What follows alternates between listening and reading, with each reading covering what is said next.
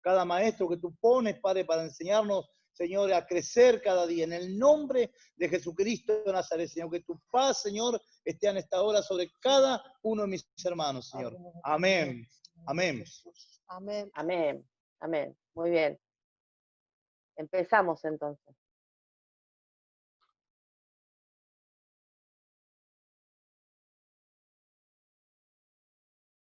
¿Me tenés que habilitar, Cande? Porque no me deja compartir. ¿Listo? Ahí. Ahora sí.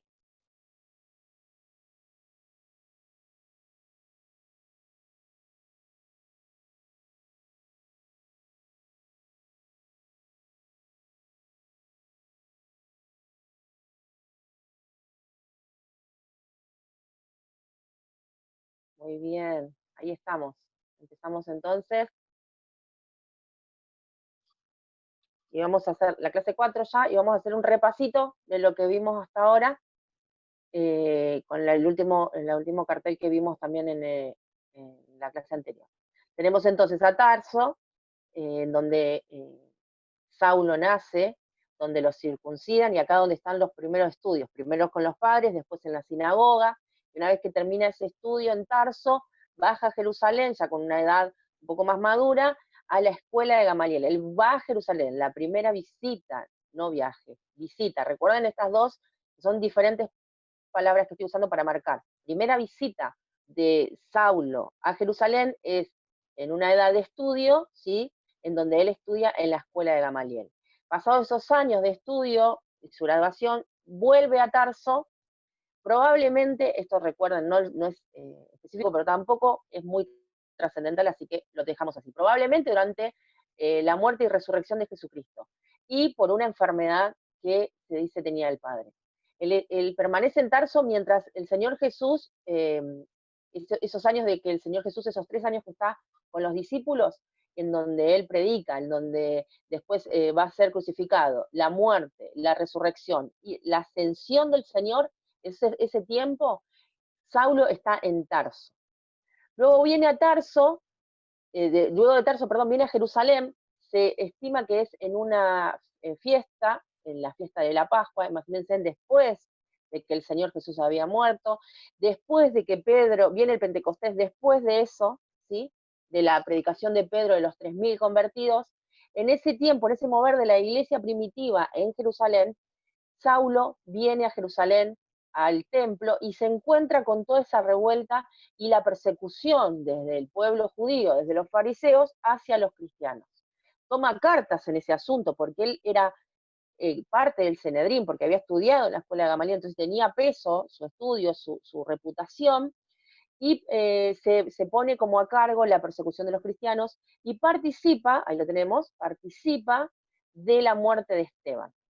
Después de ese tiempo de participar en la muerte de Esteban, él entra en las casas, hace que mujeres, niños, los saquen de las casas y los obliguen a negar a Jesucristo. Pide cartas a Jerusalén en el concilio, pide cartas para perseguirlo, no solamente en Jerusalén, sino fuera de Jerusalén, porque después de la muerte de Esteban, que es el primer mártir, muchos se habían esparcido en lugares fuera de Jerusalén, y uno de esos lugares era en Damasco. Entonces Saulo pide esas cartas para ir a Damasco, para tener esa carta lo que lo habilitaba era a tomar los prisioneros y traerlos de vuelta a Jerusalén, a cristianos que se habían ido huyendo de Jerusalén. Entonces él los vuelve a traer, pide las cartas para ir a prisionarlos y traerlos a Jerusalén. En el medio del camino a Damasco se encuentra con el Señor Jesús. Conocemos la historia de lo que pasó, lo relata Pablo en su conversión un montón de veces. Se encuentra con el Señor, una luz le resplandece en los ojos que lo deja ciego, y le dice: Saulo, Saulo, tú yo soy a quien vos me persigues, soy el Señor, y ahora lo que quiero es que vos vayas a Damasco, esperes ahí 3 días, y va a ir alguien por vos, porque te necesito que vos vayas a predicar a los gentiles. Está en Damasco un tiempo, viene Ananías ora por él, recibe la vista, Saulo se convierte al cristianismo, se bautiza y empieza a predicar el evangelio desde el punto de vista de querer arrancarle a los judíos en las sinagogas millones de años de tradición, sin tener él, digamos, bien argumentado lo que creía, ¿no? Como yo les digo a los chicos que siempre estamos enseñando, el sí porque sí, el predicar el evangelio porque sí. ¿Y por qué? Porque sí. Y no tenía argumentos, no tenía forma de refutar lo que ellos le decían. Incluso les dicen, pero este no es el que nos perseguía, y no es el que venía con una carta, no es este el que viene a buscar a los cristianos y ahora nos viene a predicar de Cristo. Bueno, toda esa controversia, Saulo viaja a Arabia, en Arabia está 3 años, entre Damasco y Arabia 3 años, esos 3 años casuales, ¿no? Que el Señor estuvo 3 años preparando a sus discípulos y Saulo estuvo 3 años también en el desierto, solo con el Señor, donde creo, o calculo por cómo cambia su predicación, empieza él al Señor a pedirle explicaciones de ¿y por qué la ley? ¿Y por qué entonces antes nos circuncidamos? ¿Y por qué antes teníamos y ahora no? ¿Y qué pasó? Y entonces creo que como en el camino de Maús el Señor Jesús a sus discípulos les abre las escrituras a Saulo, y ahí él empieza a entender lo que significaba la ley, lo que ahora significa la gracia, y lo que es su llamado a evangelizar a los gentiles, a los que no son judíos, ¿sí? Al todo el que no era judío. Después de eso, de ese tiempo en Damasco, él vuelve, en Arabia digo, él vuelve a Damasco, vuelve a predicar, y ya vemos una diferencia. Él ahora tiene discípulos, pero igual hay una persecución desde el pueblo judío, y lo bajan por una canasta, porque lo quieren matar, lo bajan por una canasta por un muro, y él va a Jerusalén. Él sube a Jerusalén, recuerden que cuando la Biblia dice subir a Jerusalén o bajó de Jerusalén es porque va a Jerusalén o viene, porque Jerusalén estaba en unas montañas de Judá, por eso se dice sube a Jerusalén o bajó de Jerusalén. No importa de qué lado venga, lo que significa subir es porque Jerusalén estaba en un alto, más alto, ¿no? Como una montaña. Él está 15 días ahí en Jerusalén con Pedro, pero recordemos que él va y no lo quieren recibir. O sea, tenía el miedo, obviamente, el miedo lógico de que un perseguidor, asesino, sicario, que habían mandado para matar, para torturar a los cristianos, ahora dice que se convierte y quiere hablar con la cabeza de la iglesia en ese tiempo. Entonces era muy normal de que ellos no le creyeran y tengan miedo. Pero aparece un personaje que intercede por Saulo, y este es Bernabé. Bernabé, recuerden que es el tío de Juan Marcos. Bernabé tenía una casa en Jerusalén, pero él era oriundo de Chipre, y había vendido una heredad y la había dado a los pobres. Entonces en la casa de Bernabé se hacía la iglesia. Era un hombre piadoso, dice la palabra, era un hombre lleno del Espíritu Santo, y que los apóstoles escuchaban. Entonces Bernabé intercede por Saulo, y él puede encontrarse con Pedro. Y Gálatas nos habla que también estaba Jacobo, el hermano del Señor. Entonces se encuentra con ellos dos, habla de su conversión con ellos, ellos le creen, y en esos 15 días él empieza a predicar a los griegos de ese lugar también, pero también se enteran estos hermanos que otra vez quieren matar a Saulo en Jerusalén, así que lo llevan a Cesarea, que es un puerto, y de ahí lo mandan a Tarso. 10 años de espera en Tarso. Bien, esto es un poco lo que vimos, ¿sí? Lo que vimos hasta ahora, ¿sí? En Hechos 9:30 es lo último que vimos, que cuando supieron esto los hermanos lo llevaron hasta Cesarea y de ahí lo enviaron a Tarso. En Gálatas 1, en el versículo 21, relata, después fui a las regiones de Siria y Cilicia, así que lo tenemos acá, que están muy cerquita. Siria es donde está Antioquía y Cilicia es de Tarso, ¿sí? Entonces, él va y está por 10 años en estos lugares predicando, ¿sí? Lo envían desde Jerusalén hasta Tarso en barco, y él se queda ahí por 10 años predicando. Esto es lo que vimos hasta ahora. Durante esos 10 años que Saulo está en Tarso, en Judea pasan algunas cosas. Es como, yo no sé, los que tienen mi edad, recuerdan un dibujito que decía, mientras tanto, en la Liga de la Justicia, ¿no? Mientras tanto, en otro lugar del mundo pasaba estas cosas. La curación de Esnas, en Hechos, ¿sí? 9:32 al 35, Pedro con Juan salen de lo que es Jerusalén, pero no de Judea, ¿sí? Siguen estando en el mismo lugar, y empiezan a predicar, y bueno, sucede la curación de Esnas, que fue bastante significativo para ellos, les ayudó a predicar, y después la resurrección de Dorca, que era una hermana muy querida en ese lugar, y ellos estaban cerquita de ahí, y los van a buscar para que presencien lo que era su funeral, su velorio, y Pedro ora por ella y resucita. Otra de las cosas que pasa durante este periodo de los 10 años de Saulo en Tarso es Pedro con Cornelio, ¿sí? En el capítulo 10 de Hechos, Pedro recibe como una visión de lo que, de comer algo que para ellos era inmundo, y Dios le dice que no llama inmundo lo que él ya limpió, ya santificó. Entonces Pedro va a Jope a orar por el primer hombre gentil, ¿sí? Esta es la primera predicación al pueblo no judío.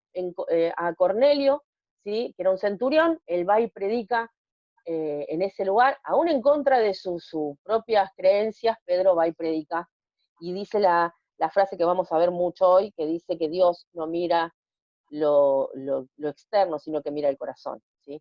Entonces, Pedro entra y predica, y encima no solamente predica, sino que son llenos del Espíritu Santo y lo ven glorificar a Dios. Después de eso, lo que pasa es el informe de Pedro a la iglesia de Jerusalén. Él vuelve a Jerusalén desde Jope y le informa lo que estaba pasando, la primera predicación a los gentiles, todos los milagros que Dios hizo en este viaje misionero, por llamarlo de alguna forma, que ellos hicieron a una ciudad vecina. Eso pasó mientras Pedro estaba en Tarso. Y luego empieza a pasar estas cosas. Vamos a leer el capítulo 11, en el capítulo 11 de Hechos, empezamos por el versículo 19. Dice: los que se habían dispersado a causa de la persecución que se desató por el caso de Esteban, llegaron hasta Fenicia, Chipre y Antioquía, sin anunciar a nadie el mensaje excepto a los judíos.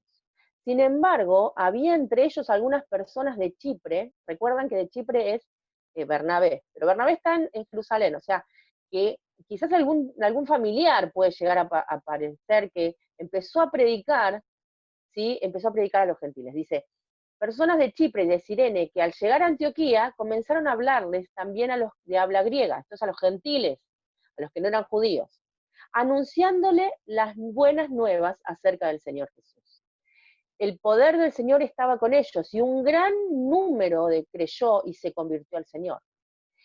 De tan grande es el número que miren lo que pasó. La noticia de estos sucesos llegó a oídos de la iglesia en Jerusalén, y mandaron a Bernabé a Antioquía.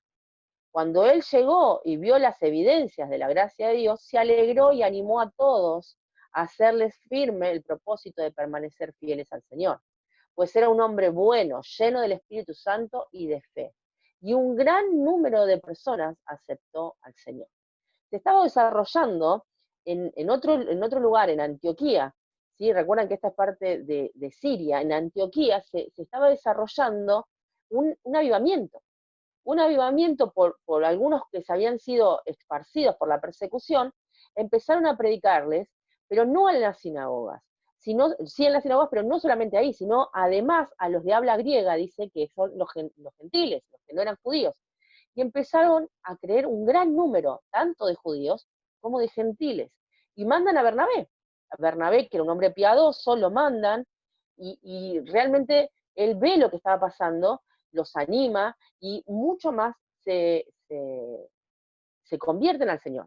Pero Antioquía está cerquita, vieron que vimos en la anterior gráfica, que Antioquía de Siria está cerquita de Sicilia. Entonces, Bernabé toma una decisión en ese momento. En el versículo 25 dice: después partió Bernabé para Tarso en busca de Saulo, ¿sí? Recuerden que Siria, tenemos acá, Siria y Cilicia están cerquita, están a 139 kilómetros más o menos, y lo fueron a buscar, ¿sí? Lo fue a buscar desde Antioquía a Tarso, y se trajo a Pablo para que le ayude, todavía Saulo. Dice: y cuando le encontró, le llevó a Antioquía. Durante todo un año, ¿sí? Se reunieron los dos con la iglesia y enseñaron a mucha gente. y fue en Antioquía donde a los discípulos se les llamó cristianos por primera vez. Fíjense en qué grande era el avivamiento que estaba sucediendo en Antioquía, que es en esta iglesia en donde nos tenemos que acordar mucho, Antioquía de Siria, ¿sí? En esta iglesia de Antioquía es donde se llama a los cristianos por primera vez por cristianos. Para nosotros hoy eso es un nombre común, es algo que acostumbramos, incluso hasta a un ser humano le dicen, no, pero este cristiano dejó esto así, o tienen esa forma de hablar como una coletilla.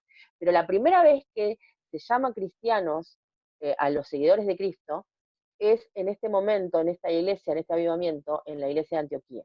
Porque hasta el momento todos los convertidos eran judíos, y entonces eran judíos creyentes, pero no se les había dicho nunca el nombre de cristianos. Esta es la primera vez que al pueblo que creyó en Jesucristo, al pueblo gentil, se le llama cristianos.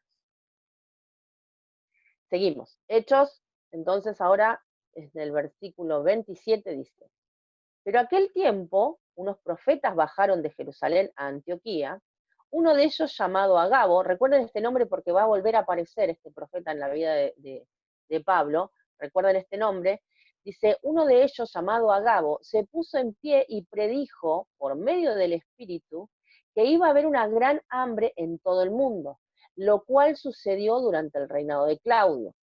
Entonces decidieron que cada uno de los discípulos, según los recursos de cada cual, enviara ayuda a los hermanos que vivían en Judea. Y así lo hicieron, mandando una ofrenda a los ancianos por medio de Bernabé y Saulo. En este momento se está desatando un hambre, ¿sí? Se está profetizando un hambre, pero ya se veía que los judíos estaban viviendo, los cristianos estaban viviendo este tiempo de escasez. Lo vimos que, por ejemplo, Ananías y Zafira, que empiezan a vender sus pertenencias para repartir a los pobres. A partir de eso también se desata un hambre y el pueblo, la iglesia de Antioquía, empieza a juntar recursos y esos recursos los envían, ¿sí? Se los envían a Jerusalén, a los pobres de Judea, con Saulo y con Bernabé. Eso nos relata Hechos. Pero en Gálatas, en el capítulo 2, en el versículo 1, dice, 14 años después, subí de nuevo a Jerusalén, esta vez con Bernabé y llevando también a Tito. Y acá quiero hacer una aclaración, perdón, porque ahí hay dos corrientes, dos creencias, pero la aclaración la hago solamente porque si escuchan la otra creencia nada más, porque en realidad en esto no reparo mucho porque no afecta en nada, ¿sí? No hace algo diferente de lo que es la predicación, sino que algunos piensan que el concilio en Jerusalén, ¿sí? Yo acá lo puse, el libro de Gálatas es la primera carta, primero tenemos que saber esto, el libro de Gálatas es la primera carta de que escribe Pablo, es la única que escribe de puño y letra, y la demás él las dicta y otros las escriben. Pero Gálatas es la primera carta que él escribe, y la escribe alrededor de entre el 48 y el 49, aproximadamente, ¿sí? Y en los capítulos del 1 al 11 hasta el 2:10, Pablo relata los sucesos en orden cronológico como sucedieron. Pablo relata, incluso, ustedes pueden ver en el versículo 18 del capítulo 1 de Gálatas, o en el versículo 21, o en el versículo 2, en el capítulo 2, versículo 1, que se usa la misma palabra, ¿sí? Para después, que es la palabra epieta, en griego, que significa a continuación, o luego de, o siguiendo, lo que significa es que continúa contando en orden cronológico. Y Pablo usa esa palabra, epeita, para decir que el orden cronológico de lo que él cuenta. Gálatas es la única carta en donde Pablo relata en estos breves versículos su autobiografía de la conversión y de los primeros pasos que dio. Y entonces, por eso se cree que el libro de Gálatas se escribe antes del concilio de Jerusalén. Por eso yo sigo esta corriente y no voy a relatar en esta clase del concilio, sino en la próxima.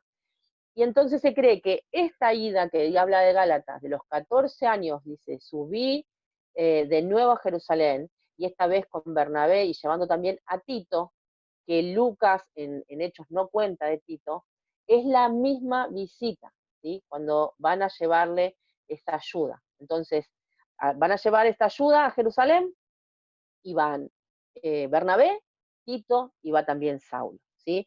Yo quiero hacer esta aclaración porque además yo acá les puse un dato, el concilio data del 50, mediados 50, 50 y medio, que se escribe lo del concilio. Entonces la carta de Gálatas fue escrita antes, ¿sí? Antes, por lo tanto, Tito fue a Jerusalén a llevar esta ayuda. Quiero hacer esta aclaración porque hay dos corrientes, aunque no nos cambia nada la historia, ¿sí? Ellos bajan a llevar la ayuda y acá pasa una cosa que es muy interesante, ¿sí? Antes de esto vamos a hablar esto. En Jerusalén se forma la primera iglesia después de la resurrección de Jesús. Esto sucede cuando Pedro predica en Pentecostés y se convierte en 3.000 personas. En este momento muchos eran extranjeros. ¿Qué pasaba? Estos extranjeros se quedaban en Jerusalén por una comunidad cristiana, ellos se quedaban para seguir recibiendo y creciendo. Vieron que dice, y compartieron en las casas, unánimes. Bueno, ellos se quedaron, muchos cristianos se quedan en Jerusalén, aunque eran extranjeros, ¿sí?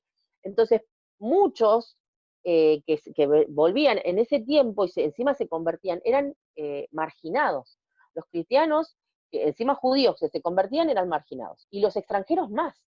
Entonces, llegaban a esos lugares y no conseguían trabajo. No había forma de que ellos puedan trabajar. Entonces, los cristianos que vivían en Jerusalén vendían sus pertenencias y las repartían, como hoy les decía. Pero todo esto se desata esa hambruna, por eso vemos la primera ofrenda desde la iglesia de Antioquía a otra iglesia. Miren qué importante es esta iglesia. Es la iglesia del primer avivamiento gentil. Es la iglesia en donde la primera vez se los llama cristianos a los que creen en Jesucristo. Y es la primera iglesia que envía una ofrenda para atender la necesidad de los pobres en otra iglesia. Es maravilloso lo que estaba pasando con los gentiles. Es maravilloso. El Espíritu Santo solo lo estaba haciendo con ayuda de algunos pocos. Vamos a hacer un repaso para no perdernos. Recién leíamos Gálatas capítulo 2, versículo 1, y dice, 14 años después, ¿sí?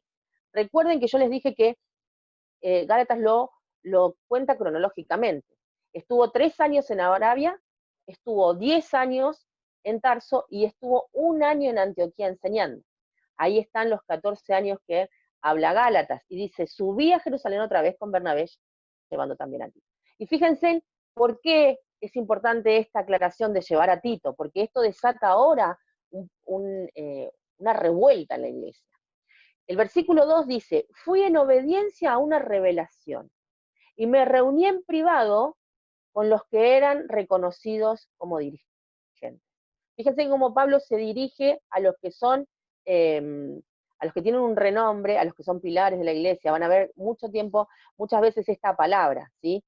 Que es la palabra doqueo en griego, ¿sí? Doqueo significa de reputación, de renombre.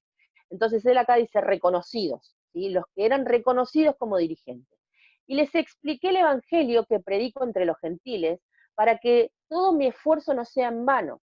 Esta palabra les expliqué, también en otra versión no dice les expliqué, sino les expuse, ¿sí? Esa palabra es anatemien, que lo que quiere decir es que fue sometido a juicio, que él expuso, les mostró cómo predicaba el Evangelio, para que el Evangelio, todo el esfuerzo que él estaba haciendo, no sea en vano. Entonces, él reconoce a obediencia, ¿sí? Fue en obediencia, reconoce dirigentes que están siendo de cierta reputación, y además él les expone, les pone a juicio, les muestra la forma que él tenía de predicar. Esa era la intención. Pero además de eso, él tenía un as bajo la manga, Tito. Tito era griego. Tito no era judío, era griego. Y era ustedes después pueden ver en la carta que Pablo escribe a Tito, es entre las 3 últimas cartas de Pablo, él escribe a Tito y le dice hijo. Está hablando de que él lo engendra en el Evangelio, él le predica el Evangelio. Y él lleva a Tito. Recuerden ustedes los rituales, lo que los judíos tenían como norma, las 613 leyes. Y recuerden ustedes que cuando mandan a hacer el templo hay una parte para los gentiles y hay una parte para los judíos, había como algo muy marcado entre los gentiles y los judíos. Entonces, que Saulo llevara a Tito a una reunión, había empezado a desatar una controversia muy grande en la iglesia. Luego vamos a ver lo que sucede, porque esto tiene repercusión al finalizar casi lo que es el ministerio de Pablo. Pero fíjense que él fue en obediencia a una revelación, ¿sí? Esta palabra revelación es la misma que Apocalipsis, ¿no? En griego.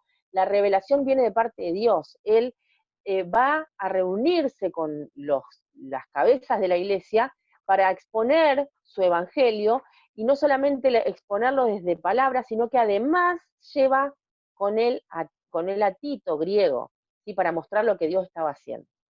Esto en la iglesia era un boom. Yo quiero ponerlos para que ustedes puedan verlo hoy, ¿no? ¿Qué pasaría hoy si pasara eso que acaba de estar pasando en la iglesia de Jerusalén? El impacto que esto tendría, ¿sí? Porque ellos querían circuncidar a Tito. ¿Por qué querían circuncidar a Tito? Porque querían purificar. La circuncisión, recuerden que significa purificación. Ellos querían que, como era un griego convertido, se tenía que circuncidar para poder purificar. En la actualidad yo busqué algo bastante rebuscado, ¿no? Les puse un cartel como si nosotros estuviéramos hoy recibiendo una invitación. Marilyn recién convertido, obviamente estoy hablando de Marilyn Manson, el satanista. Marilyn recién convertido viene a cantar al culto. ¿Cuál sería nuestra reacción? Yo puse algunas más o menos. ¿Cuántos se rasgarían la vestidura? ¿Cuántas le quisiéramos sacar o agregar algo para que esté más purificado? O sea, bueno, está bien, se convirtió, pero que no se maquille de esta forma. Y que no muestre, por favor, los tatuajes, porque tiene a Satanás tatuado en el brazo. ¿Y cuántos pensaríamos, este vino para destruir la iglesia? Seguramente este enviado de Satanás algo va a hacer para destruir la iglesia. ¿O cuántos pensarían, estará bien liberado como para subir al púlpito, estará séptico para cantar a Dios? ¿O cuántos pensarían, cuánto le va a durar a este? ¿Cuánto le va a durar a este seguir el evangelio? A ver si es cierto, vamos a ver si es cierto que está convertido. Ese pensamiento hoy llevémoslo a los pensamientos de la purificación que ellos les querían hacer a través de la circuncisión. Es exactamente lo mismo. Ellos querían purificarlo. Y le presenta, imagínense, Pablo en la reunión con los más grandes de la iglesia, en el templo, llevando a un hombre algo parecido a esto, aunque de aspecto era diferente, pero no era circuncidado. Para ellos era lo mismo. Entonces imagínense que vamos al templo y le llevamos a este y le decimos, este va a predicar hoy así como está, o va a cantar así como está, porque yo quiero que ustedes vean lo que hizo el Espíritu Santo en ellos. Yo quiero, eso es lo que Pablo le decía, no importa el aspecto que él tenga, o si está circuncidado o no, quiero que vean lo que el Espíritu Santo hizo en ellos, ¿sí? Porque otra vez, como Pedro a Cornelio, Dios no mira lo que ve el hombre, lo que Dios mira es el corazón. Esa era el as en la manga que tenía Pablo. Esa era la intención de Pablo. Después vamos a ver cómo reaccionan, pero esa es la intención de Pablo. Pablo quería llevar a Tito para que puedan ver que no importara la apariencia, no importa lo que ve el hombre, lo que importara es lo que Dios ve, que es el corazón, y que esa persona estaba lleno del Espíritu Santo. Y ese era Tito. Este fue uno de los momentos más críticos en la historia de la iglesia, aunque no fue el único, porque estaba en juego la libertad del mismo evangelio. Muchos de los judíos que estaban ahí eran rígidos y pensaban que sin la circuncisión nadie podía ser salvo. Algunos lo quisieron circuncidar, aunque no pudieron, porque Gálatas nos cuenta, miren, ahora bien, Gálatas capítulo 2, versículo 3, ahora bien, ni siquiera Tito, que me acompañaba, fue obligado a circuncidarse, aunque era griego. El problema era que algunos falsos hermanos se habían infiltrado entre nosotros para coartar la libertad que tenemos en Cristo Jesús, a fin de esclavizarnos. Ni por un momento accedimos a someternos a ellos, pues queríamos que se preservara entre ustedes la integridad del Evangelio. Y yo les puse aquí al costado, cuando Jesús habla de la parábola de la cizaña, ¿sí? En Mateo capítulo 13, ustedes lo pueden leer, el 13, desde el 24 al 30, Jesús profetiza de esta gente, que cuando se iba a sembrar la palabra, cuando se iba a sembrar el verdadero evangelio, también iba a venir la cizaña. Pero Dios no permite que sean cortados sino hasta el final. Pero el problema de esta cizaña, de estos hermanos que engañan, es que justamente eso, eran hermanos. Porque si nosotros pensáramos que en ese momento, o en este momento, viniera alguien diciéndonos que, bueno, Jesús no, Buda, no habría ningún problema, nosotros sabemos que es Jesús. Si alguien viniera a decir, bueno, Dios no existe, para nosotros no hubiese un problema, porque sabemos que Dios sí existe. Pero el problema de la cizaña era que del medio de ellos, como dice la parábola, desde el medio de ellos, algunos confundían. Y eso es lo que pasaba en ese momento, desde el medio, desde lo que eran como ellos, de lo que habían aceptado Jesús. Ellos creían en Jesús, habían creído en la resurrección de Jesús, habían creído que Jesús era el Hijo de Dios. Sí, habían creído, pero le agregaban a la salvación la circuncisión. Entonces, esa creencia que ellos tenían de a una verdad, tenían una mentira media. Y ese era el problema más grande. Desde el Edén viene este problema. El problema no es una mentira, como decir Buda es Dios, porque sabemos que es una mentira. El problema es la verdad media. Cuando la serpiente le dice a Eva, come porque vas a ser como Dios, no vas a morir. Y era una verdad media. En realidad sí, era como Dios porque sabía el bien y el mal, pero sí entraba la muerte. Entonces, ese es el problema que estaba sucediendo y el problema del que Jesús habla en la parábola de cizaña. La verdad a medias, desde dentro de nosotros, algunos hermanos falsos empezaron a infiltrarse, dice, y querer coartar la libertad que tenemos en Cristo. Y ese era el problema que sucedía. Incluso lo vimos con el Señor Jesús, que lo seguían a donde Él iba, estos falsos hermanos. Ahora está pasándole a Pablo, con los mismos falsos hermanos convertidos al cristianismo. ¿Qué pensaba Pablo sobre la circuncisión? Pablo estaba a favor de la circuncisión. Pablo era judío, era circuncidado al 8º día. Más adelante vamos a ver que Pablo hace circuncidar a Timoteo. Y ahí es como que alguien dice, pero ¿cómo puede ser? Lo vamos a ver más adelante. Solamente quiero agregarles esto. Pablo hace circuncidar a Timoteo, porque Timoteo era judío, y el ministerio de Timoteo era ir a predicar en las sinagogas. Y nadie podía entrar a una sinagoga si no estaba circuncidado. Ese era el porqué de que Timoteo fue circuncidado. Una estrategia de evangelización, no salvación. ¿Sí? Eso era lo que pensaba Pablo. Pablo lo que creía de la circuncisión era que era ley que ya se había terminado con Jesucristo. Y él lo dice en Colosenses. Miren, Colosenses 2, capítulo 2, versículo 11. Además, en él fueron circuncidados, no por manos humanas, sino con la circuncisión que consiste en despojarse del cuerpo pecaminoso. Esta circuncisión la efectuó Cristo.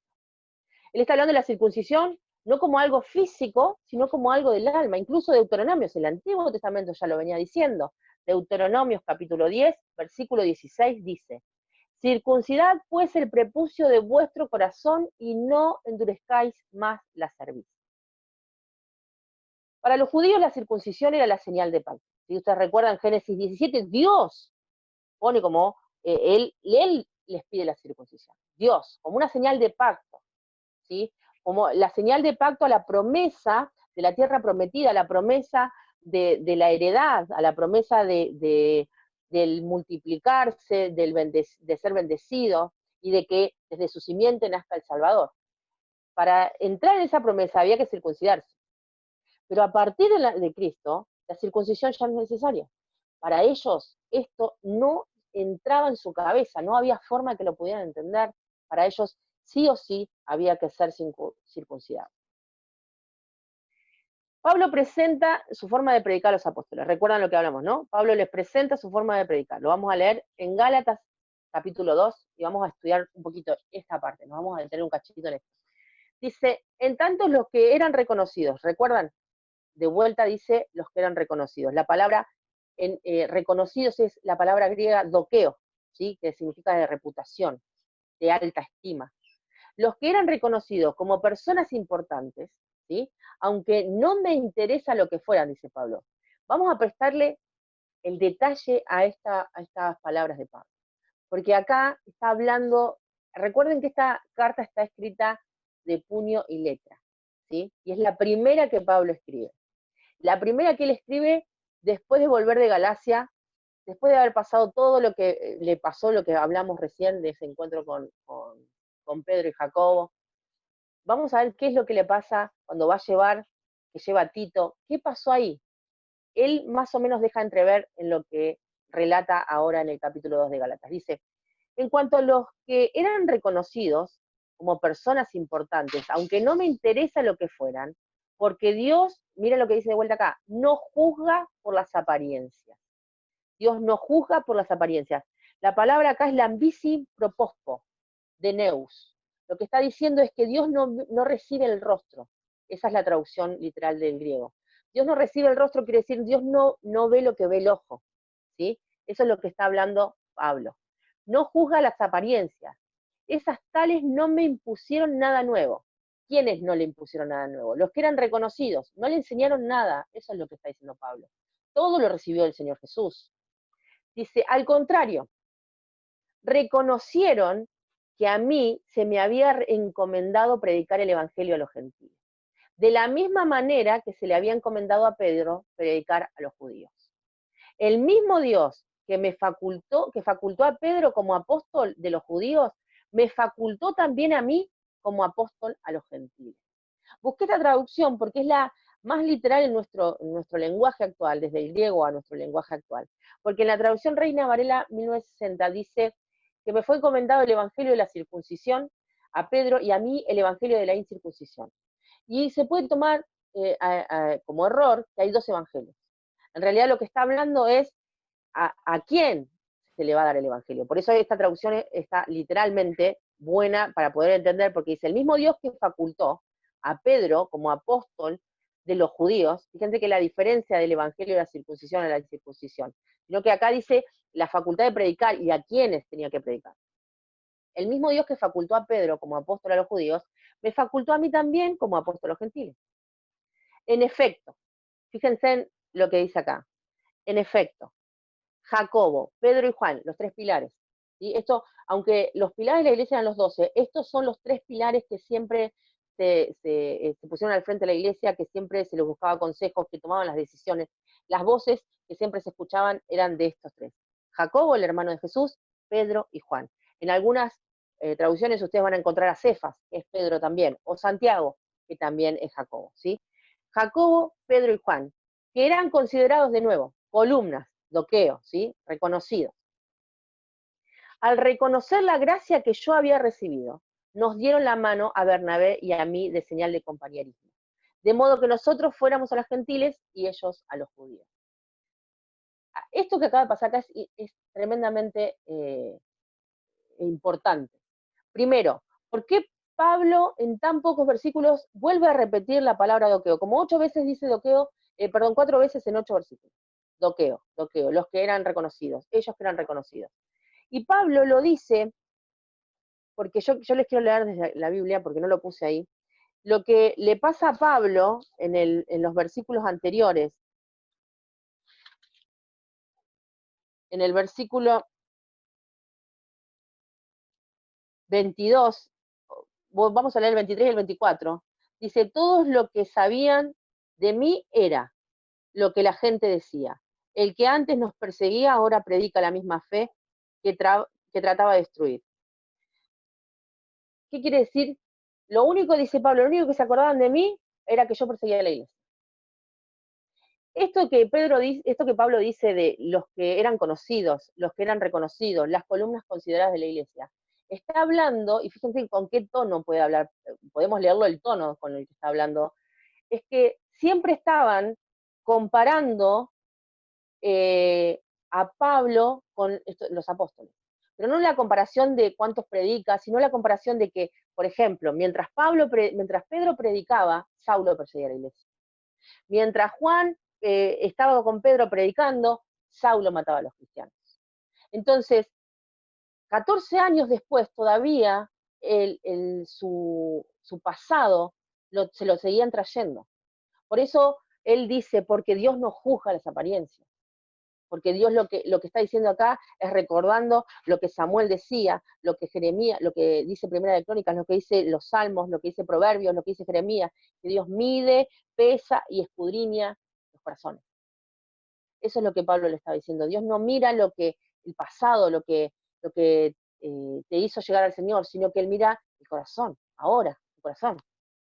Por eso Él repite tantas veces los que eran considerados, porque siempre estaba esa comparación de Pablo, de Saulo y de los apóstoles, de Saulo y Pedro, incluso mucho más adelante, Pablo y Pedro, siempre estaba esa comparación, porque a Saulo siempre lo perseguía su pasado por matar a los cristianos. Y eso es lo que él está diciendo, eso es lo que está descargando en esta carta. Y dice, en efecto, Jacobo, versículo 9, Pedro y Juan, que eran considerados columnas, fíjense en lo que dice acá, al reconocer la gracia que yo había recibido, nos dieron la mano a Bernabé y a mí en señal de compañerismo. Al reconocer la gracia, ¿cómo pueden reconocer la gracia Jacobo, Pedro y Juan? ¿Cómo pudieron reconocer la gracia que había en Pablo, en Saulo, si la vida que ellos habían llevado, si lo que ellos hacían no había sido? Jacobo, Pedro, Juan, nunca habían, más allá de haber sido pecadores, como todos, nunca habían tenido un pasado como el de Pablo. Nunca habían matado a los cristianos, nunca habían perseguido, torturado, nunca se habían ensañado, como dice la palabra, respiraba venganza, nunca habían querido destruir la iglesia. Eso no estaba como pasado para ellos. ¿Cómo ellos habían podido ver la gracia que había? Y esto, a mí, yo quiero compartirlo porque a mí personalmente fue una revelación hace muchos años. Nosotros, como ustedes, hacemos encuentros en nuestra iglesia, y hay uno, no sé cuál será de sus talleres, pero hay un taller en nuestros encuentros que se llama el testimonio. Y yo siempre soy parte del equipo del encuentro, pero nunca pude animarme a dar un taller en el encuentro sobre el testimonio, porque habla del testimonio propio. Porque en realidad no tengo un testimonio muy impactante. Todas las que dan el testimonio, la que no pasó por abuso, pasó por prostitución, la que no pasó por prostitución, pasó por drogas, diferentes vicios, abortos, separaciones. Y cuando yo puedo contar el testimonio, incluso mi hija me dice, mami, pero algo en tu infancia, algo no sé, en lo que es la adolescencia, donde está la rebeldía, y yo recuerdo que una vez en mis años de rebeldía me rateé de la escuela, pero llamé a mi mamá para avisarle que me rateaba. Entonces mi testimonio no es tan fuerte. Y creo que esto de la gracia que yo había recibido, a veces a mí se me confrontaba en el que más se le perdona, más ama, y yo decía, pero me sonaba esto, la gracia que yo había recibido. ¿Por qué pudieron ellos reconocerla? Porque es la misma.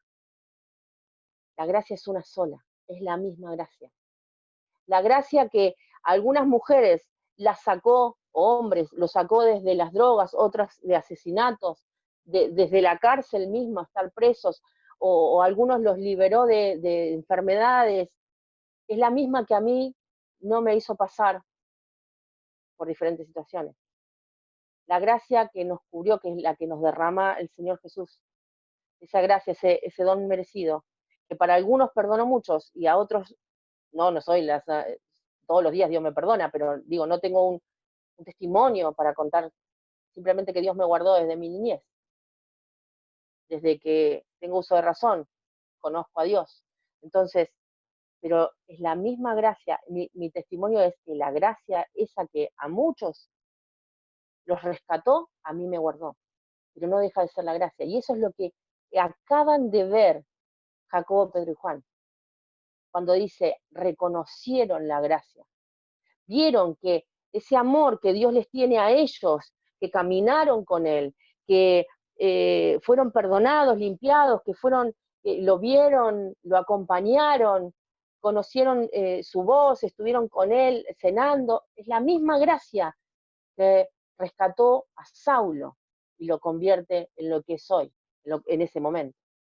Entonces, al reconocer eso, al ver que era el mismo Dios, era el mismo amor, era la misma gracia, dice, nos dieron la mano. Y el significado de nos dieron la mano es como un contrato, un abogado, firmado por un abogado, un contrato que vos hacés, dar la derecha, la mano derecha. En ese tiempo no es como ahora que nos saludamos. En ese tiempo, dar la mano derecha era cerrar un trato. ¿Cuál era ese trato? De que ellos iban a los gentiles y que los demás apóstoles le predicaban a los judíos. Es muy importante lo que acaba de pasar. Es muy importante porque no solamente reconocen el apostolado de Pablo, no solamente reconocen que era Dios el que lo estaba usando, sino que es la misma gracia, el mismo amor. Que Jesús es el mismo que murió por él, tanto como por estos hombres, como por Saulo. Y que esa gracia lo puede usar tanto a Jacobo, Pedro y Juan, como también lo puede usar a Saulo. Eso es lo que acababa de pasar en ese momento. Es impresionante lo que acaba de pasar con un estrecho de manos. Reconocen el ministerio que tenía, el don y la gracia que lo había salvado. Dice, los apóstoles después de 14 años, 14 largos años, reconocen a Pablo como el apóstol a los gentiles. Seguimos en Hechos, dice 12:25, cuando Bernabé y Saulo suplieron su servicio, ¿sí? Los que fueron, ¿se acuerdan que les fueron a llevar las ofrendas, la ayuda al pueblo de Judea que estaba pasando necesidad? Dice, regresaron de Jerusalén llevando con ellos a Juan y llamado Marcos. ¿Se acuerdan? ¿Cuál Marcos? Juan Marcos, que es sobrino de Bernabé. Estaba en Jerusalén. Entonces, vuelven con Tito, se llevan las ofrendas, las dejan, hablan con los pilares de la iglesia, terminan su servicio y se regresan a Antioquía, pero se llevan a Juan Marcos con ellos. Muy bien. Mucha información, así que vamos a hacer un break para procesar, quizás alguno tiene alguna pregunta, pero hacemos el break en este momento. Siguió pasando solo.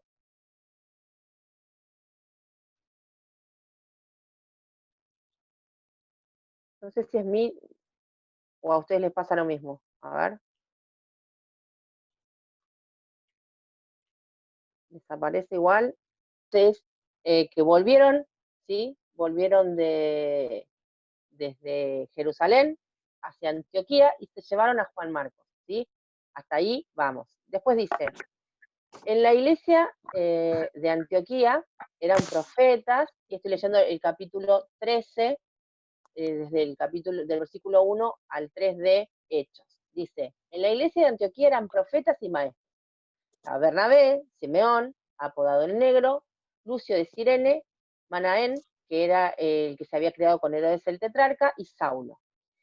Mientras ayunaban y participaban en el culto del Señor, el Espíritu Santo dijo, apartarme ahora a Bernabé y a Saulo para el trabajo que les he llamado. Así que después de ayunar y de orar, de imponerle las manos, los despidieron. Aquí empieza el primer viaje misionero, ¿sí? El primer viaje misionero. Entonces yo lo que les voy a pedir a todos los que ustedes me conocen, ¿no? De que podemos escribir la Biblia, sí, y la Biblia está en el corazón, o sea, no pasa nada. Arriba del capítulo 13, de hecho, escriban, los que se animan, el primer viaje misionero de Pablo, ¿sí? Arriba del capítulo 13 de Hechos. Así vamos a ir dividiendo para poder estudiar. Una vez que ustedes abran su Biblia, van a poder ver que ahí empieza el primer viaje misionero. Entonces, versículo 4, vamos. Bernabé y Saulo, enviados por el Espíritu Santo, bajan a Seleucia y de allí navegaron a Chipre, ¿sí? Yo acá les puse, Seleucia es un puerto de Antioquía, ¿sí? Ellos van por barco hasta Chipre, que es una isla, ¿sí? La vemos acá, esta de acá es Chipre. ¿Recuerdan quién es de Chipre? Bernabé. Y además Juan Marcos, que es su sobrino. Bueno, ellos atracan en Salamina, y predican ahí, ¿sí? Ellos están un tiempo en Salamina, predican la palabra de Dios, las sinagogas, miren esto, presten atención, las sinagogas los judíos predican. Y también iba con ellos, ¿quién? Juan Marcos, ¿sí? Juan iba como ayudante, ¿sí? Ellos paran ahí y después de Salamina van a Pafos, ¿sí? Acá abajo, ¿sí? En la misma isla de Chipre.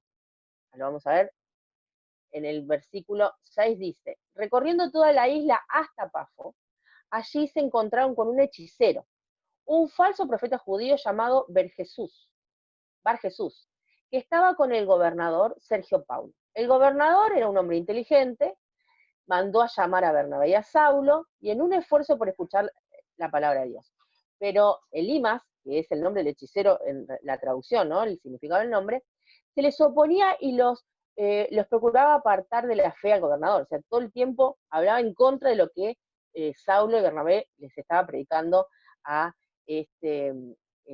al hombre, al gobernador de esta isla, ¿sí? De este lugar donde estamos, que es Paz. Ellos le predicaban y este hechicero se les levantaba en contra. Entonces Saulo, fíjense en acá, justo la pregunta de la hermana de hoy, o sea, Pablo. Acá es la primera vez que se le llama, que se le llama Pablo a Saulo, y la última vez que se le llama Saulo, ¿sí? En este versículo, en el versículo 9, dice, entonces Saulo, o sea, Pablo, esta es la última vez que se le llama Saulo, y la primera vez que se llama Pablo. A partir de ahora, en toda lo que vamos a leer, aparece el nombre Pablo, no aparece más Saulo. ¿Por qué? Recuerdan que Pablo es el nombre griego, y él está predicándole ahora a los gentiles. Entonces él no se puede presentar con un nombre griego para poder llegar, un nombre hebreo, para poder llegar a los gentiles, para ser más amena la conversación y la predicación del evangelio, empieza a usar el nombre griego, Pablo. Dice, lleno del Espíritu Santo, clavó los ojos en Elimas y dijo, hijo del diablo y enemigo de toda justicia, lleno de todo tipo de engaño y de fraude. ¿Nunca dejarás de torcer los caminos rectos del Señor? Ahora la mano del Señor está contra ti y vas a quedarte ciego. Por algún tiempo no podrás ver la luz del sol. Y al instante cayeron sobre él sombras y oscuridad, y comenzó a buscar a tientas a alguien que lo llevara de la mano. Al ver lo que sucedió, el gobernador creyó, maravillado de las enseñanzas acerca del Señor. Fíjense lo que acaba de pasar en esta isla. Muy importante, estamos en Chipre, ¿sí? Él tiene que ir a Galacia, el primer viaje misionero es a Galacia, al sur de Galacia, ¿sí? Pero antes de ir a Galacia, él hace un atraco en Chipre, predica en el primer puerto, recorre toda la isla y va hasta Pafos, y acá estaba el gobernador, que lo manda a llamar, y que este gobernador tenía un hechicero, que siempre le estaba hablando y le estaba cambiando las cosas. El hechicero era judío, fíjense en esto, y que siempre hablaba en contra de lo que Pablo le estaba diciendo. En este lugar es la primera vez que empieza a usar su nombre griego, Pablo. Recuerden ustedes que los apóstoles le dieron la mano derecha, los pilares de la iglesia, Jacobo, Pedro y Juan, para que él vaya a los gentiles, y ahora usa su nombre gentil. ¿Sí? Ese nombre gentil es Pablo, el nombre griego, y lo empieza a usar a partir de este momento, que es la conversión del gobernador, el procónsul de la isla. ¿Sí? Se convierte al Señor. De ahí ellos emprenden viaje de nuevo. Al sur de Galacia, emprenden este viaje. En Hechos 13, en el versículo 13, nos dice Antioquía de Pisidia. Fíjense en esta diferencia. Salieron desde Antioquía de Siria. Aquí en Antioquía de Siria es donde se les llama por primera vez cristianos, en donde es el primer avivamiento, en donde mandan la primera ofrenda, es en Antioquía de Siria. Pero existe en el sur de Galacia una Antioquía de Pisidia, ¿sí? Que no es la misma. Hago esta aclaración, es como Santiago de Chile en Chile y Santiago en una provincia de Santiago nuestra. ¿Sí? Son dos países diferentes con el mismo nombre.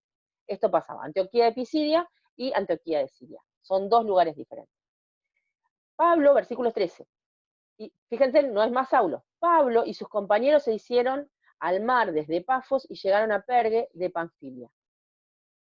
¿Sí? Salen de Pafos, que es un puerto que está acá abajo de Chipre, y atracan en el puerto de Pergue, en el sur de Galacia. Este puerto se llama Pergue, van a ir hacia Antioquía. Pero antes de irse de Pafos, pasa algo en el medio que lo vamos a hablar más adelante, pero dice, Juan se separó de ellos y regresó a Jerusalén. Los abandona el ayudante. Hay varias corrientes por las que lo abandona. Por temor a todo lo que había pasado, se asustó en lo que es la prédica del Evangelio. Otros dicen que extrañaba a su mamá, por eso está en Jerusalén, él se va a Jerusalén. En Jerusalén, él lo adopta a Pablo como hijo espiritual y Pablo le enseña que incluso en su carta Pablo dice, y mi hijo Marcos, ¿sí? Pero no nos olvidemos de esta persona, y que en este momento después va a haber un problemita acá por esto. Juan se separa de ellos, Juan Marcos dice, esto no es para mí, es mucha opresión, no calculé los gastos, yo me devuelvo, acá ustedes son los llamados, perdónenme, Pablo, perdóname tío, yo me voy con mi mamá. Y volvió a Jerusalén. Ellos por su parte siguieron su viaje desde Pergue hasta Antioquía de Pisidia. El sábado entraron en la sinagoga y se sentaron. ¿Sí? Estamos en Antioquía de Pisidia. El sábado se sientan. Seguimos, versículo 15. Al terminar la lectura de la ley, los profetas, los jefes de la sinagoga, mandaron a decirles, hermanos, si tienes algún mensaje de aliento para el pueblo, hablen.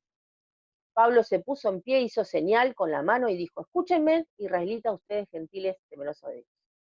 Yo en este cuadro les hice un resumen de lo que Pablo predica. Pero el libro de Gálatas es el libro que inspira incluso esta predicación, que inspira a este hombre que hizo mucha revolución en el Evangelio, ¿sí? A Lutero.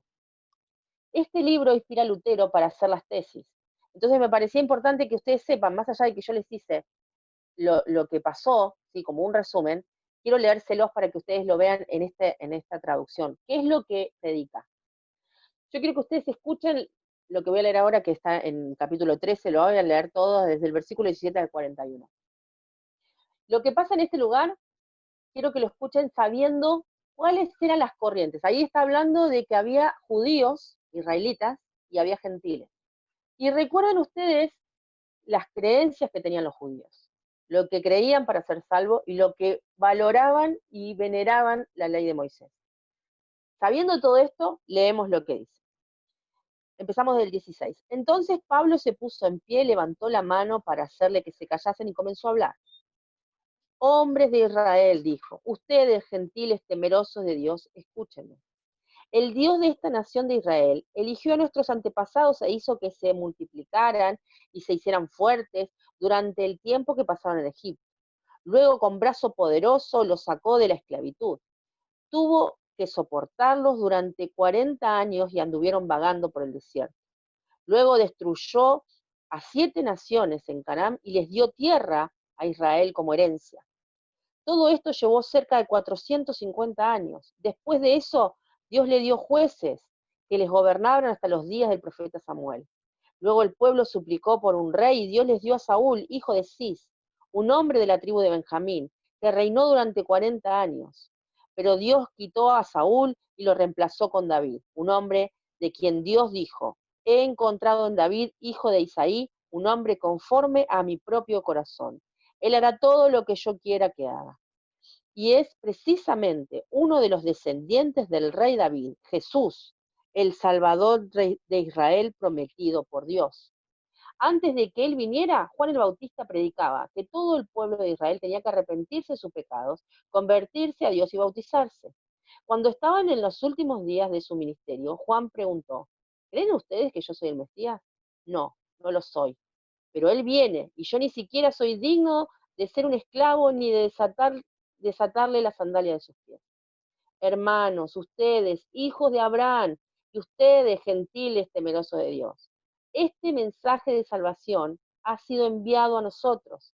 La gente de Jerusalén y los líderes no reconocieron a Jesús como la persona de quien hablaron los profetas. En cambio lo condenaron y al hacerlo cumplieron las palabras de los profetas, que se leen los días de descanso. No contrataron ninguna razón legal para ejecutarlo, pero de cualquier forma le pidieron a Pilato que lo matara.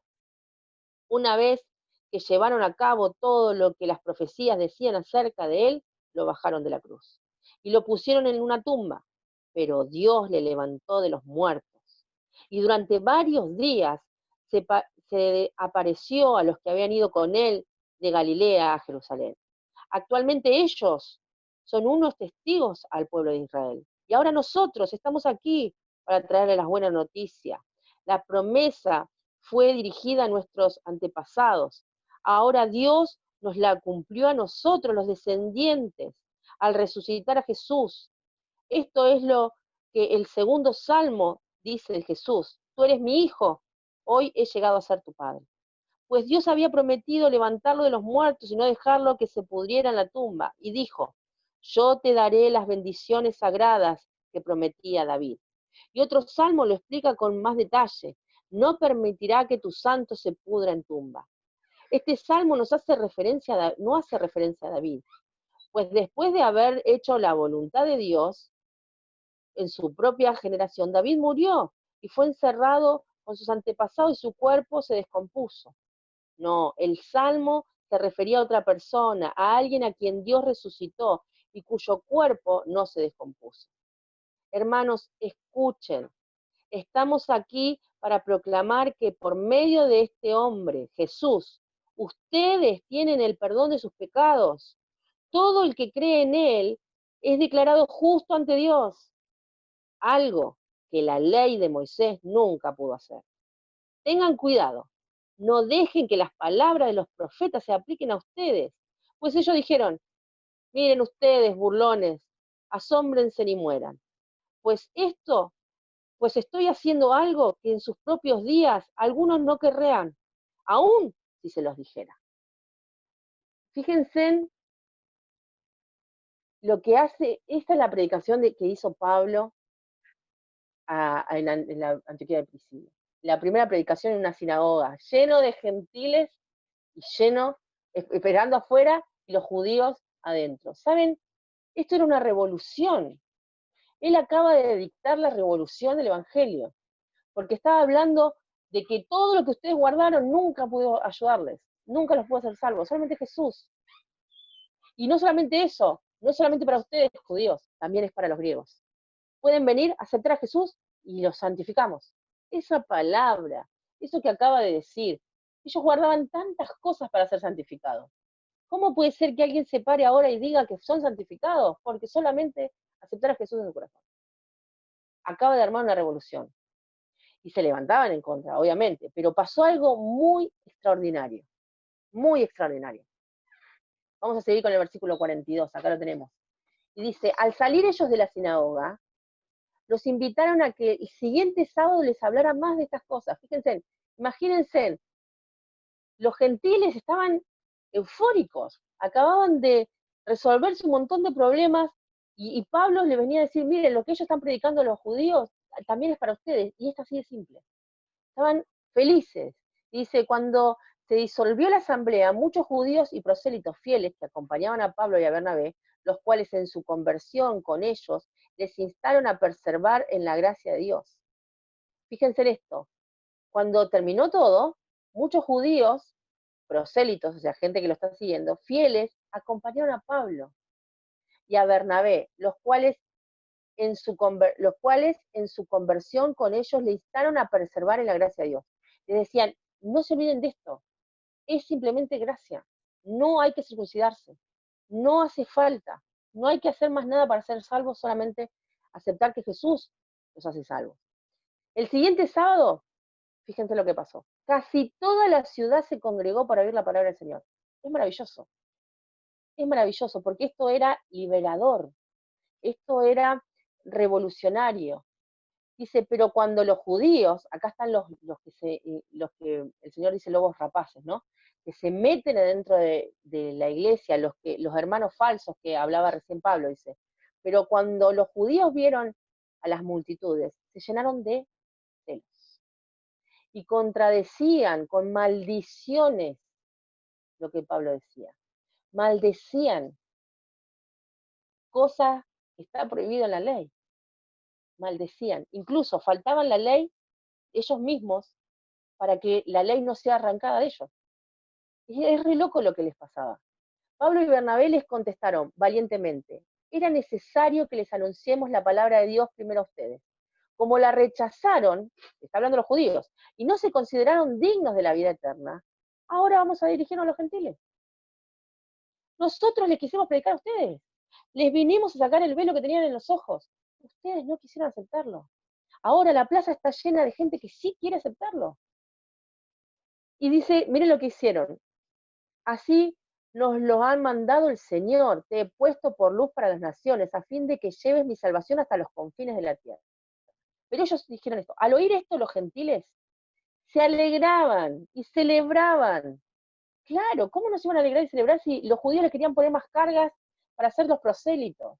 Y encima de todas las cargas, nunca iban a ser salvos.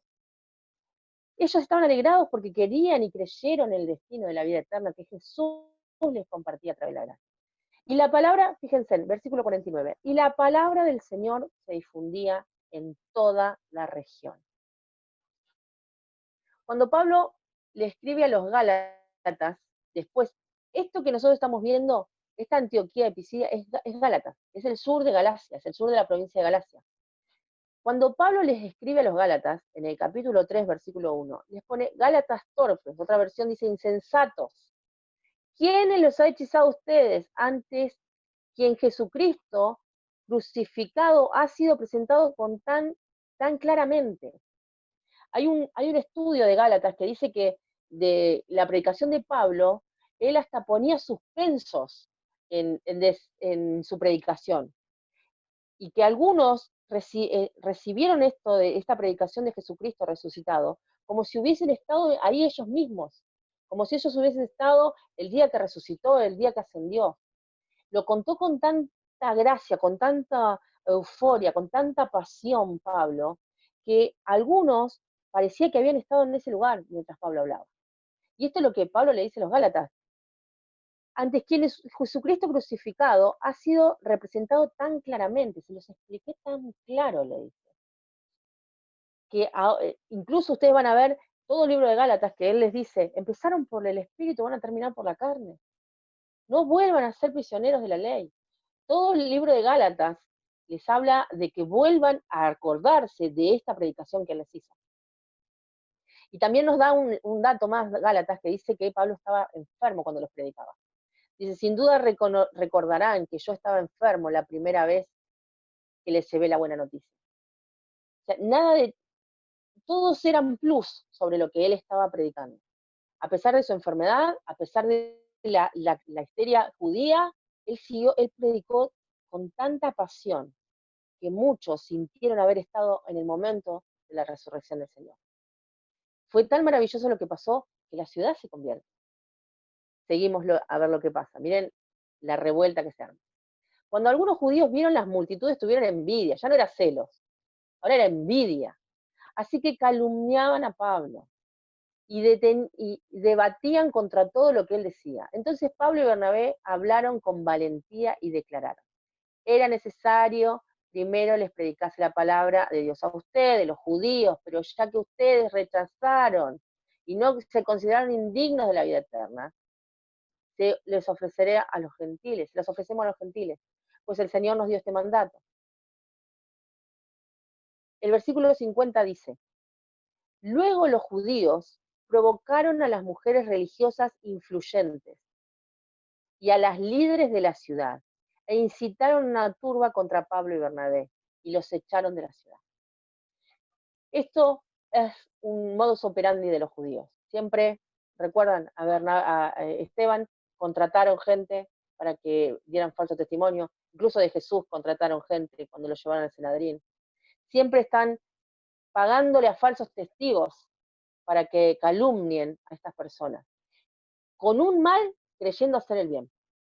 Para ellos aplicaba esa frase de que cualquier cosa es válida con tal de lograr ese objetivo. Entonces, fíjense en lo que hacen. Provocaron a mujeres religiosas influyentes. ¿Quiénes eran las mujeres religiosas influyentes? Las mujeres que tenían estatus en ese lugar y que eran escuchadas y que tenían una posición. A esas mujeres, y fíjense en que no solamente las contratan, sino que para los judíos las mujeres no existían. eran como los gentiles. Las mujeres no existían, los pobres no existían. Por eso Pablo cuando predica dice, ya no hay más judío ni gentil, hombre ni mujer, pobre ni rico, ni esclavo ni libre, porque esa era la diferencia que ellos hacían. Para ellos las mujeres no existían. Y ahora usan a las mujeres que supuestamente no existen para hacer, pero eran de influencia en ese lugar, para que inciten una turba en contra de Pablo y de Bernabé y los echaran de la ciudad. Así que, versículo 51 del mismo capítulo 13 de Hechos dice, así que ellos se sacudieron el polvo de sus pies en señal de rechazo y se dirigieron a la ciudad de Ícono, y los creyentes se llenaron de alegría y del Espíritu Santo. Los creyentes que quedaban ahí se llenan de alegría y del Espíritu Santo. Es maravilloso ver este primer viaje, todavía no ha terminado, pero es el primer viaje que acaba de empezar de Pablo. Hasta acá vemos algunas oposiciones, pero yo sé que es bastante información para procesar, bastante nombres, bastante lugares donde viajó. Entonces vamos a hacerlo hasta acá y vamos a terminar el primer viaje en la clase que viene. Pero quiero que entiendan que siempre el puje es entre la religión, la religiosidad, las costumbres y la gracia, y lo que el Espíritu Santo estaba haciendo con los gentiles, con la iglesia que se estaba levantando en el lugar no conocido, en el lugar en donde el Señor les dice en Hechos 1:8, y me seréis testigos en toda Judea, Samaria y hasta lo último de la tierra. Ahí es donde está yendo Pablo, porque esto es lo conocido, el lugar no conocido, ¿no? Esto era hasta lo último de la tierra para ellos, esto era el lugar que ellos todavía no habían conocido. Así que